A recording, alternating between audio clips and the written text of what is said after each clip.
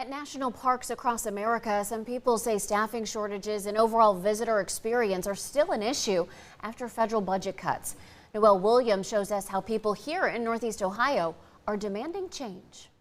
A day of action has turned into protests here at the Cuyahoga Valley National Park. Now, dozens of people, they're here in support of National Park employees, not only across the country, but right here in Northeast Ohio. This comes after federal cuts cut staffing for so many.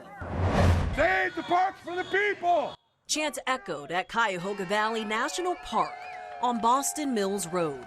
People lined the streets from 9 a.m. to 11 a.m. Tuesday. Today is a nationwide day of action by the National Parks Conservation Association. The goal is to help educate visitors of federal cuts. The association says those cuts slashed nearly 25% of its permanent workforce since January of 2025. This protest was not organized by the association, but by supporters. Jeff Cavalli was one of dozens of protesters at the park.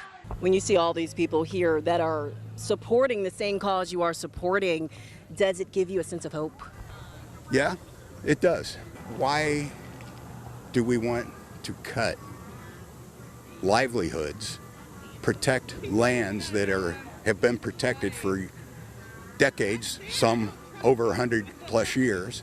19 News spoke with Crystal Davis, the association's senior Midwest regional director. We're seeing across the country is shortened visitor center hours. We're seeing less maintenance staff available in some of our larger parks. There are less EMTs available to help with rescue situations. The Trump administration rejects claims that it's undermining national parks.